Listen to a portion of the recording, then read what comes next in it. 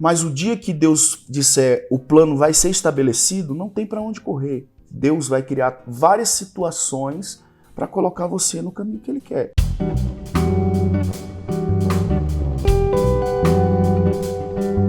Foram 25 anos que a minha mãe sofreu com 3.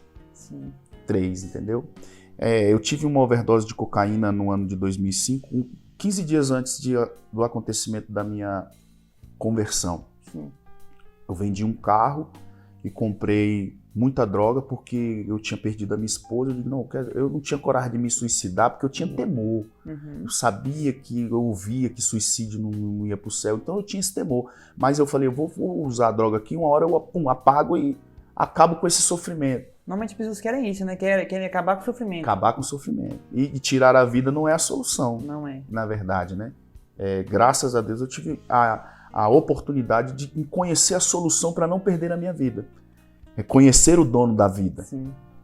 Eu tive uma overdose de cocaína. Quando o rapaz está me levando para o Agarran, eu disse, me leva para a igreja. Aí ele falou, mas como assim? Eu estava perdendo o movimento dos meus braços. Tem um nome científico que eu não sei lhe dizer agora. Uhum. Eu perdi os movimentos dos meus braços e estava perdendo das pernas. Eu falei, eu quero ir para a igreja. Ele estava indo pela L2, eu fui parar na Igreja Batista Central de Brasília. Na época, o pastor Vilarindo era até vivo. Uhum. Eu entrei correndo por dentro daquela igreja. Quando eu cheguei na porta do gabinete, a secretária do pastor teve um susto, porque a minha fisionomia era de um bicho. Uhum. Eu parecia um bicho, o Hélito. Eu parecia um animal. A minha mãe sempre dizia, se olha no espelho. Eu digo, não vou olhar, porque eu já sei o que é. Então, a minha fisionomia era uma fisionomia de um bicho. Uhum. A mulher assustou, eu falei, moça, não quero roubar, não quero matar, eu quero uma oração do pastor. O pastor Vilarindo saiu, eu me ajoelhei, orei naquele dia, saí dali, fui na guarita da igreja, que tinha uma guarita, pedi pro cara usar o telefone e chamar um táxi, que eu estava morrendo, eu estava pedindo pelo amor de Deus, o camarada fechou na minha cara a guarita. Eu voltei para dentro da igreja, tinha um rapaz de joelho no último banco da igreja, eu bati no ombro dele e falei, se o senhor é um homem de Deus, me leva para o hospital, eu tô tendo uma overdose. Aquele rapaz se levantou, me pegou no colo. Caramba.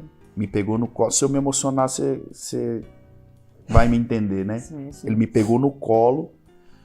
As últimas palavras que eu disse para ele foi o telefone da minha mãe e dizendo para ele pedir perdão para minha mãe, para minha esposa, para minha filha, que eu sabia que daquele dia eu não ia passar, que a minha vida seria ceifada pelas minhas ações e atitudes, pelas minhas escolhas. Né? Eu tenho uma mensagem que eu prego, Hélio, porque eu falo que as nossas escolhas dizem quem somos e para onde nós vamos. Sim. E esse rapaz da 602 Sul até o Agarran, ele foi dizendo, você não vai morrer, você vai ser pregador do Evangelho. Olha só. Eu ouvia, eu não tive mais contato. Ele dizia, Sérgio, fica comigo. Até o Agarran ele foi falando, fica comigo, você não vai morrer, você vai ser pregador, você vai andar o Brasil, você vai andar fora do Brasil pregando a salvação e tá. Eu não lembro. Quando eu me lembro, eu acordei no box, que é um lugar lá no Agarran que já ficam aqueles que estão entre a vida e a morte. Sim. E quando eu acordei, eu estava numa cadeira de roda, cheio de trem nas veias, nas pernas, e o meu irmão chorando na porta do box. Depois ele me contou que eu me debatia numa coisa, eu não lembro. Dizia, naquele dia, passando muito mal, dizendo que eu não ia mais usar isso. 2 dias depois eu estava usando de novo. E sabe o que eu acho interessante, pastor? É porque nós talvez criamos uma cultura que Deus só fala a gente estiver na igreja. Deus só usa pessoas que estão na igreja. E o senhor conta a história que o senhor citou Jesus na rua, que o senhor foi levado para a igreja e no meio do caminho o senhor recebeu uma revelação profética do cara dirigindo e conversando com o senhor ali e tal. Então a gente tem que entender que Deus ele não está somente vinculado a um lugar. Cara, ele está em todos os cantos. Então onde ele estiver, ele pode estar falando igual você falou que estava na festa lá, no bar, né, bebendo, estava se drogando aquele dia, você ouviu uma voz dizendo, sai daí. Então Deus ele está em todos os lugares e ele ama todas as pessoas, ele quer ajudar cada pessoa. Eu acho interessante também porque a gente quer muitas vezes limitar Jesus. A gente quer achar que Jesus só fala para aquele certinho, para que ele estava na igreja ali orando, e o Senhor estava lá drogado, bêbado, e mesmo assim estava tendo um dom do Espírito Santo de ouvir a voz dele, uma palavra de sabedoria, de saber o que fazer, sair dali porque talvez aconteceu algum mal. Aí como é que me explica? Deus só fala com as pessoas certinho, que está buscando ou não? Né? O Senhor estava nessa situação, mesmo assim você ouviu a voz de Deus. É por isso que cada vez mais eu amo esse Jesus, porque Jesus não faz acepção de pessoas.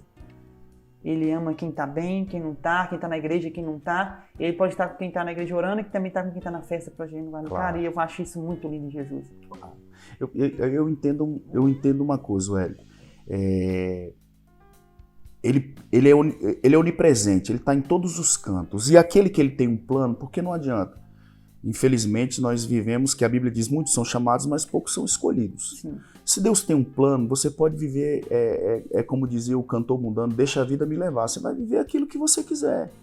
Mas o dia que Deus disser o plano vai ser estabelecido, não tem para onde correr. Deus vai criar várias situações para colocar você no caminho que Ele quer. Por isso que eu discordo, em certo ponto, sobre livre-arbítrio. Porque se você tem um livre-arbítrio, e Deus tem um plano na sua vida para você ser um pastor, um ministro, seja o que for, o seu livre-arbítrio vai ser maior do que a soberania de Deus? Então eu entro num conflito sobre o livre-arbítrio. Já busquei vários pesquisadores, estudiosos em relação a isso, e 90% concorda com o meu pensamento. Eu acho que o livre-arbítrio vai até onde Deus quer. Porque a partir do momento que a soberania de Deus é poderosa para fazer todas as coisas, e ele diz, eu quero esse cabo que não quer nada com a vida, esse que ninguém dá nada, a soberania de Deus é muito maior do que Sim. essa conversa de livre-arbítrio. Existe até o ponto em que Deus permite. Você vai até onde você quiser. Você pode até ser enterrado. Se Deus tiver um plano, Ele te tira debaixo da terra para provar a grandeza dele. Lázaro e muitos outros em vida que nós temos testemunhos de que Deus ressuscitou para provar a sua grandeza e soberania. Entendeu? Então, 15 dias depois a esse fato, eu aceitei Jesus.